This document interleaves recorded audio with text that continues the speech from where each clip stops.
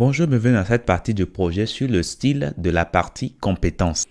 Alors, nous allons commencer par déjà créer notre partie. Nous allons délimiter la partie compétences. Compétences comme ça. Et puis, maintenant ici, nous allons cibler compétences. Compétences. Voilà. Alors, qu'est-ce qui se passe au début? On a des dièses. Là, c'est bon. Maintenant, nous allons prendre les progress bar que nous avons dedans. Donc, progress. Voilà. Nous allons prendre déjà le progress, étant donné que ça qui contient tout le progress bar. Et maintenant, déjà, on va cliquer sur compétences ici. Là, c'est bon. Maintenant, à l'intérieur, de ça, nous allons changer le weight, la hauteur. Donc, nous allons le mettre à 50 pixels. 50 pixels. Voilà. Là, c'est bon. Maintenant, nous allons donner un margin top. Donc, margin top. Nous allons lui donner 30 pixels. Voilà. Là, c'est bon. Nous allons donner, disons, un width. Width. Alors, pour le width, nous n'en avons pas besoin pour le moment. Voilà. Alors, une fois que ça, c'est bon, nous allons changer la couleur de fond. Donc, background color. Le background color, nous allons mettre la valeur hexadécimale dièse E57. E57 et puis 373. Voilà, là, c'est bon.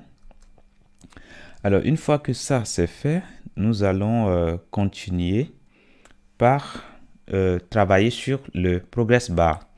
Donc, nous allons encore cibler compétences et puis progress bar. Voilà. Alors, une fois que nous prenons cela, nous allons modifier le test que nous avons dedans. Donc, nous allons utiliser la propriété font size pour modifier la taille de police.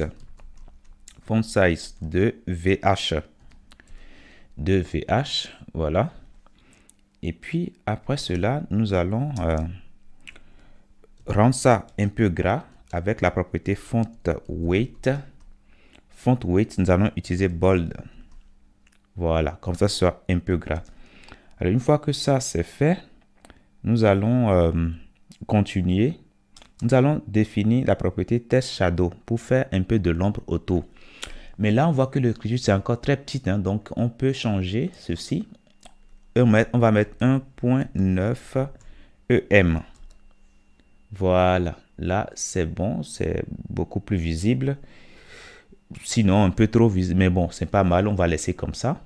Maintenant, on va créer un peu de l'ombre autour. Donc, nous allons utiliser la propriété test shadow. Test shadow. Test shadow. Et nous allons lui donner la valeur 2 pixels. 2 pixels et 2 pixels. La couleur, nous allons mettre black. Voilà. Là, c'est bon. Alors, une fois que ça, c'est fait, on peut déjà enregistrer. On enregistre ici. Et on voit que déjà, on va regarder sur la maquette. Voilà, sur la maquette, on regarde. C'est pratiquement déjà les mêmes choses, à part la couleur de police que nous allons, à part la police que nous allons changer. Donc, voilà. Donc, nous allons continuer tout ceci. Nous allons continuer avec les parties suivantes, c'est-à-dire langue parlée, et puis centre d'intérêt, etc., etc. Alors, donc, nous allons continuer. Nous allons mettre ici, nous allons délimiter langue, et puis centre d'intérêt. On va mettre simplement et centre d'intérêt.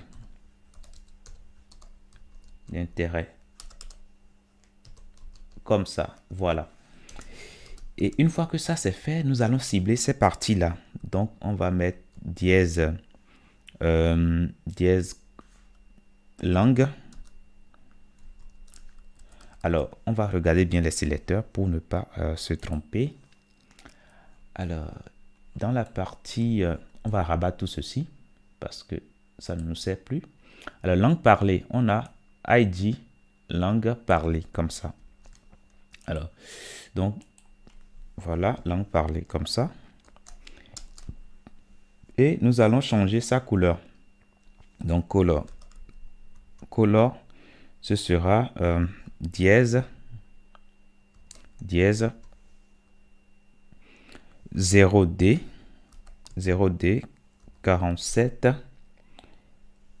A1. Voilà, là c'est bon,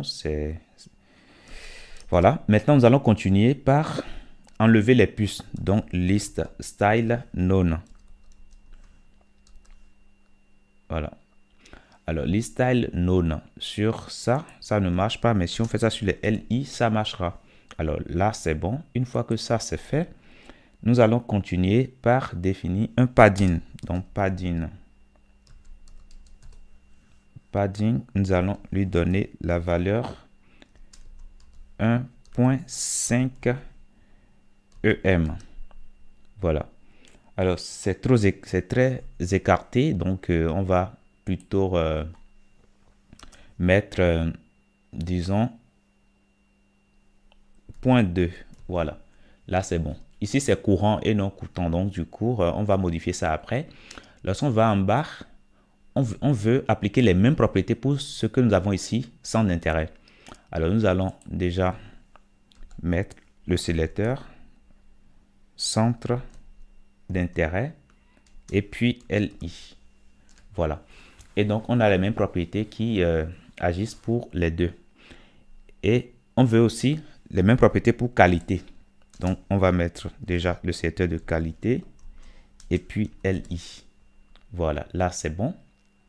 On enregistre et on regarde jusque là. Là c'est bon. Déjà on peut l'enlever ici et nous allons cliquer sur langue parlée, centre d'intérêt, qualité. Là c'est bon. Alors on va regarder ici, langue parlée, voilà, centre d'intérêt et puis qualité. Voilà. Alors chez nous, quand on clique, ça vient directement, vous voyez. Donc ici, il y a quand même une petite animation. Lorsqu'on clique sur les éléments, ça défile, vous voyez. Donc ça, c'est une animation que nous allons faire un peu vers la fin. Alors jusque là, c'est bon. On a tout bon jusqu'à la partie